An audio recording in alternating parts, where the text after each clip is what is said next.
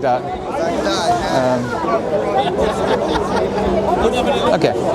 Sorry, I wasn't able to.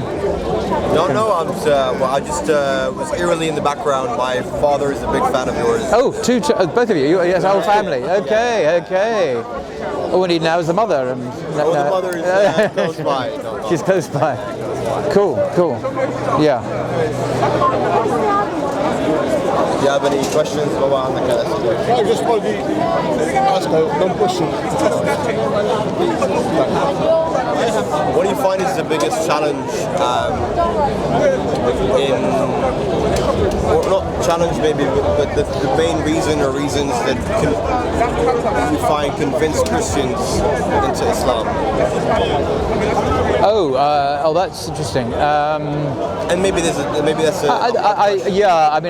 I don't really know why most. I think a lot of people are very impressed with aspects of the deen of the Muslim life which have been lost in Christianity. Right. So I've been told a lot of women, Western women, are very attracted to the family values, the understanding of the family in Islam, the role of the men and women, for example, the respect and dignity accorded to women in Islam, because most converts are women, actually, not men, in the West, in America and in Europe. I know, it's extraordinary. They're often attracted by that. And the fact that the religion's not been changed, whereas Christianity is perceived by many people to constantly catching up with the latest Western secular fashions, whether it be LGBT or whatever, and the need to conform to whatever the BBC or Fox News is saying.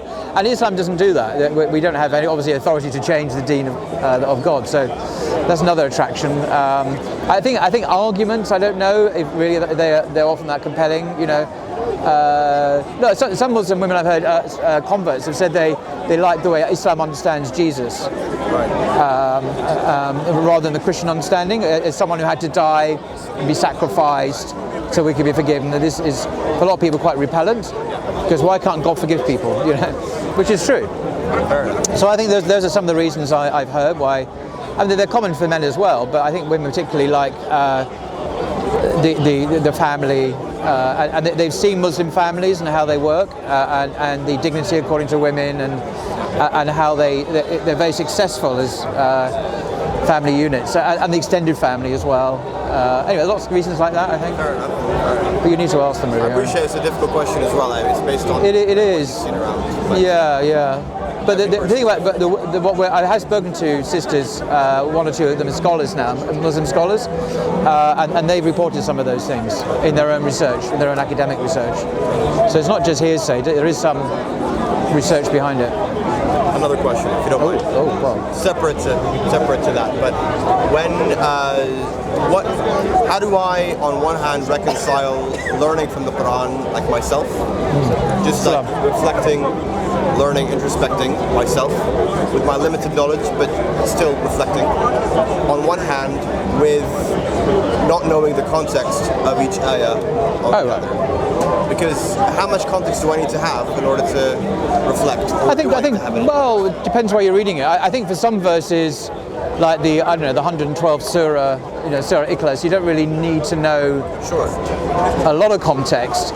But if you do know context, boy, it's mind-blowing stuff. I mean, that surah itself, so with the 112th surah. But talks about the oneness of God, that He's not begotten, nor does He beget, and there is none like unto Him. I mean, Western scholars have looked at this surah, and they've unpacked a lot of information even that they have, which I didn't know about. How they think there's a deliberate refutation of the Christian idea of the Trinity, of the idea that Jesus is begotten, for example, and so it's a very sophisticated piece of kind of theology for them. Although it's sophisticated for us, but they see depths in it perhaps that we don't often see.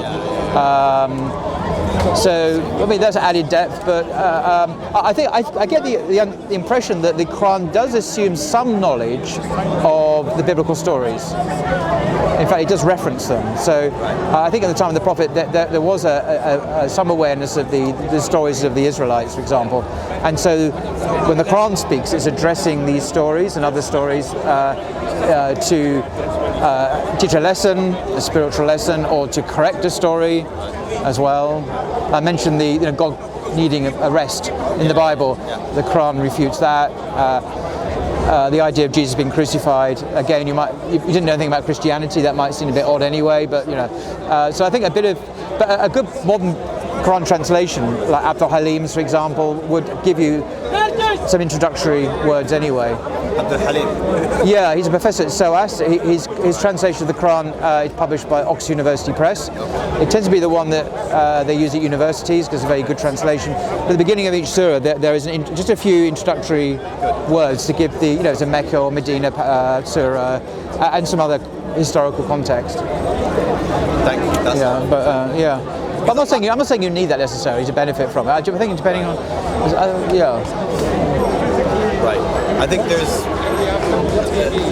is just so I'm not a student of knowledge in any way. I don't have that context. I don't have that research in my brain. So when I read, I'm reading without context, and I'm just maybe some of me is a little worried that I misunderstand, or. Well, you need a good tafsir then. You need there's something called the Study Quran, published by HarperCollins. Now this is controversial because some of the authors seem to advocate perennialism, for example, but it's the idea that all religions basically are pretty good vehicles for salvation. So if you're a good Christian, you go to heaven. You're a good Jew, you go to heaven. Although the authors are all Muslims, this is not Islamic. But I don't mean to put, I'm just stating that up front because I get criticised for advocating a work that has this doctrine. I'm not advocating it for that. But apart from its defects, the Study Quran, by definition, has its translation of the Quran into English, but it has an awful lot of commentary taken from the classical tafsir. And it draws on a huge range of writers. So if you really want big context in Islamic history, that's going to give it to you big time. but any tafsir, obviously famous Ibn Kathir's, there are very famous commentaries that exist anyway. You know about these. But that one, the Study Quran, is just in English by mostly American academics, all of whom are Muslims. But there are one or two issues with it nonetheless. Thank you, that's very helpful. Okay. Yeah, okay. Thank you very much. I guess that's it. Thank you. Nice to talk to you, mate. Nice to meet you. And nice to take care. Salam.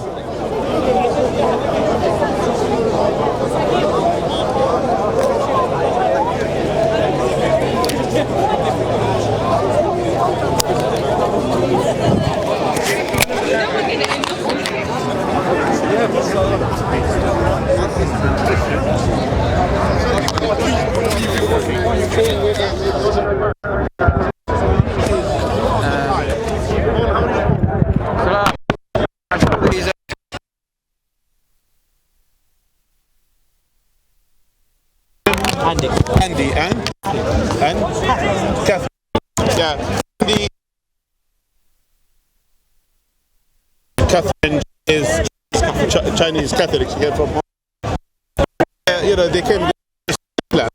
And that's why, as I mentioned to you, that Islam, basically we believe actually the one who sent Jesus, peace be upon him, is the creator of the heavens and the earth. We believe in God, the one who sent Jesus. And we believe in peace be upon him to be a prophet and messenger.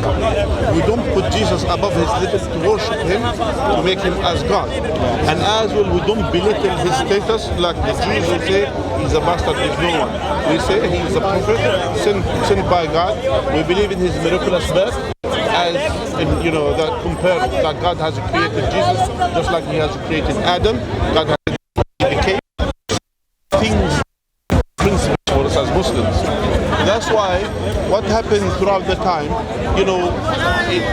throughout the time that the Christianity being evolved and changed, things being added, things being deducted, and that's what the problem is. Where the current Christianity actually is not the teaching of Jesus, and we say to